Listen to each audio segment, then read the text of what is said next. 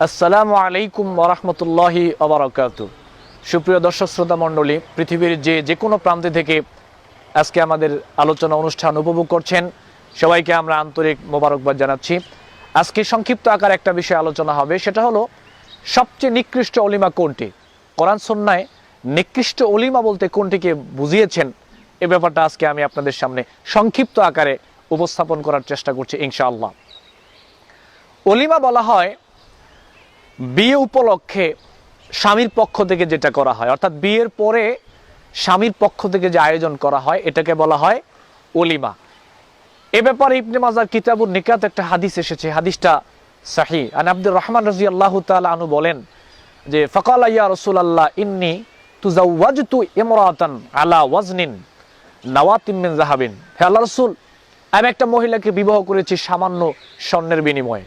সামান্য স্বর্ণ দিয়ে আমি একটা নারীকে বিবাহ করেছি। আল্লাহর নবী বললেন যে বারাকাল্লাহু লাক, তোমাদের এই বিয়েতে আল্লাহ বরকত দান করুন, তোমাদের এই বিয়েতে আল্লাহ রাব্বুল আলামিন বরকত দান করুন। এই শব্দটা থেকে আমি একটা জিনিস গোটা জাতিকে লক্ষ্য করে যে কথাটা বলতে চাই, সেটা হচ্ছে আজকে বাংলাদেশে এই ছেলে মেয়েদের বিয়েকে কেন্দ্র করে যেই মোনাজাত, যেই দোয়ার আসর আয়োজন করা হয়, এই হাদিস থেকে আমাদের একটা শিক্ষা নেওয়া উচিত। আল্লাহর নবী কি দোয়া করেছেন? বারাকাল্লাহু লাক, আল্লাহ রাব্বুল আলামিন তোমাদের বিয়েতে বরকত দান করুন, আল্লাহ রাব্বুল আলামিন তোমাদের পরিবারে বরকত দান করুন, আল্লাহ সুবহানাহু ওয়া তাআলা তোমাদের সংসারে বরকত দান করুন, তোমাদের এই সংসারে যেই ভবিষ্যৎ প্রজন্ম আসবে তাদের উপরে আল্লাহ রাব্বুল আলামিন বরকত দান করুন। কত সুন্দর একটা শব্দ বলেছেন, বারাকাল্লাহু লাক, আল্লাহ রাব্বুল আলামিন বরকত দান করুন। এই শব্দের ভিতরে সব চলে এসেছে। সুতরাং আমরা এই কাজটা করতে পারবো, আমরা এই কাজটা করব। আমরা ছেলে মেয়েদের বিয়ে উপলক্ষে আমাদের কাছে দোয়া চাওয়া হয়, বা আমরাও যদি কারো কাছে দোয়া চাই, তখন সেখানে শব্দ হবে বারাকাল্লাহু লাক, আল্লাহ রাব্বুল আলামিন বরকত দান করুন, তোমাদের সংসারে বরকত দিক, তোমাদের দুজনের মহাব্বত ভালোবাসা আল্লাহ রাব্বুল আলামিন সেখানে বরকত দান করুন, তোমাদের সাংসারিক জীবন পারিবারিক জীবনে আল্লাহ বরকত দান করুন। এই শিক্ষাটা হাদিস থেকে আমরা নিতে পারি। এরপর আল্লাহ নবী বললেন যে আউলিম ওয়ালাউ বিশাতিন, তবে তুমি কিন্তু অলিমা করে নিবা, একটা বকরির বাচ্চা দিয়ে হলেও কিন্তু অলিমা করে নিবা। এই ইবনে মাজাতে আবার অন্য হাদিসে আসছে যে হয় খুরমা দিয়ে অলিমা করবা, অথবা গোশত দিয়ে অলিমা করবা, অথবা রুটি দিয়ে অলিমা করবা।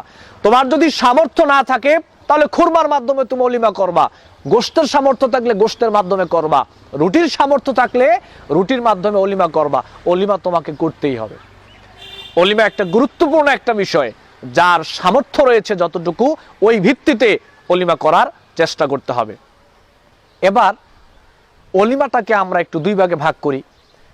ধরেন একটা অলিমা হচ্ছে উৎকৃষ্ট অলিমা, আরেকটা অলিমা হচ্ছে নিকৃষ্ট অলিমা।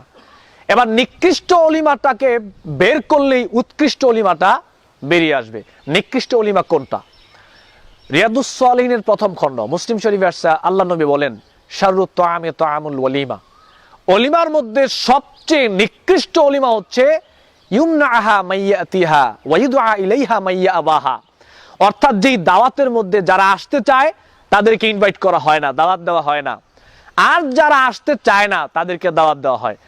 অর্থাৎ যেমন ধরেন ধনী মানুষ বিভিন্ন ব্যস্ততায় থাকার কারণে ওনারা অনেক সময় দাওয়াতে আসতে চায় না, আর আমাদের চিন্তা ভাবনা হলো আমরা সব গিয়ে ধনী মানুষকে দাওয়াত দেই, আর দরিদ্র মানুষ যারা খেতে পায় না, যারা ক্ষুধার তাড়নায় কষ্ট করে, তারা আসতে চায় কিন্তু তাদেরকে আমরা দাওয়াত দেই না।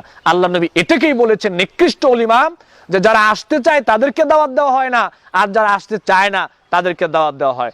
আজকে দেখেন বাংলাদেশের পজিশন কি, আমরা বিয়ের অনুষ্ঠান বা যে কোনো অনুষ্ঠান করলে আমরা ধনী লোকদেরকে দাওয়াত দিই। কেন? ধনী লোক আসার সময় ভালো মানের একটা হাদিয়া নিয়ে আসবে, ভালো মানের গিফট নিয়ে আসবে, এই জন্য ধনী লোককে দাওয়াত দেওয়া হয়। আর যারা গরিব মানুষ তাদেরকে দাওয়াত দেওয়া হয় না। কেন?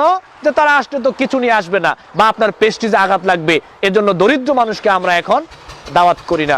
আল্লাহ নবী বলছেন এটাই হচ্ছে সবচেয়ে নিকৃষ্ট অলিমা। সুতরাং আজকে বাংলাদেশের মধ্যে যেই পজিশন তৈরি হয়েছে, অনুষ্ঠানকে কেন্দ্র করে ধনী লোকদেরকে দাওয়াত দেওয়া হয়, দরিদ্র মানুষকে দাওয়াত দেওয়া হয় না, এখান থেকে আমাদেরকে ফিরে আসতে হবে। আল্লাহর নবীর বক্তব্য হচ্ছে যারা আসতে চায় না তাদেরকে দাওয়াত দেওয়া হয়, আর যারা আসতে চায় তাদেরকে দাওয়াত দেওয়া হয় না।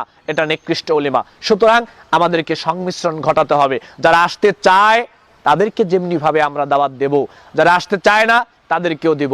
দরিদ্র মানুষকে আমরা কখনোই অ্যাভয়েড করব না, নেগলেক্ট করব না, তুচ্ছ-তাচ্ছিল্য করব না, বরং যদি পারি দরিদ্র মানুষকে বেশি আমরা ইনভাইট করার চেষ্টা করব। কারণ ধনীরা তো এই ভালো মন্দ তারা খাচ্ছে, অল টাইম খাচ্ছে, অপচয় করছে, নষ্ট করছে, কিন্তু দরিদ্র মানুষ তো এটা খেতে পায় না, টাকা নেই, তাদের অভাব অনটন। আমাদের উচিত দরিদ্র মানুষকে এই সমস্ত অনুষ্ঠানে বেশি প্রায়োরিটি দিয়ে, অগ্রাধিকার দিয়ে তাদের পাশে দাঁড়ানো, সহানুভূতি প্রদর্শন করা, এটা আমাদের দায়িত্ব। সম্মানিত মুসলিম ভাই বোনেরা, আসুন আমরা সবাই উৎকৃষ্ট অলিমা করার চেষ্টা করি। উৎকৃষ্ট অলিমা হলো যেই অনুষ্ঠানে যারা আসতে চায় না, তারা তো আসতেই চায় না, যারা আসতে চায় আমরা তাদেরকে বেশি করে অনুষ্ঠানে নিয়ে আসার চেষ্টা করব। আল্লাহ সুবহানাহু ওয়া তাআলা আমাদের সবাইকে তৌফিক দান করুন, আমিন। এবং আমরা সবাই যেন উৎকৃষ্ট অলিমা করতে পারি, নিকৃষ্ট অলিমা থেকে আমরা যেন দূরে থাকতে পারি।